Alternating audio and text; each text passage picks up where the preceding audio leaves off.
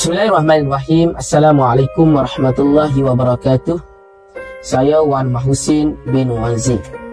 Hari ini secara sukarela tanpa paksaan oleh mana-mana pihak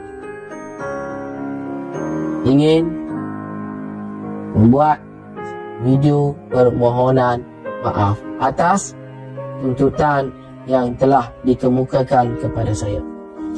Baru-baru ini saya telah menerima LOD ataupun surat tuntutan ke atas diri saya kerana dituduh telah membuat satu video yang fitnah singa perang. Jadi setelah mendapat bimbingan, nasihat dan tunjuk ajar dan menerima komentar-komentar daripada rakan-rakan dan sahabat di media sosial, hari ini saya tampil untuk membuat permohonan maaf.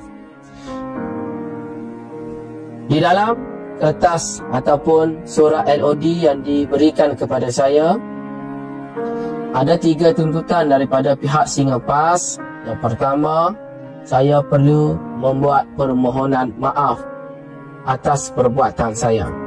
Yang kedua, saya tidak boleh lagi mengulangi dan bercakap tentang singa perang. Dan yang ketiga, saya perlu membayar sejumlah wang tuntutan sebagai ganti rugi. Oleh kerana banyak pihak memberikan cadangan, memberikan nasihat kepada saya, dengan ini, dengan secara sukarela dan waras, saya dengan ini meminta maaf kepada singa perang kerana saya tidak boleh menurut dan mengikut segala tuntutannya. Kerana pihak saya akan terus berjuang sehingga ke muka pengadilan. Kita jumpa di mahkamah, insya-Allah.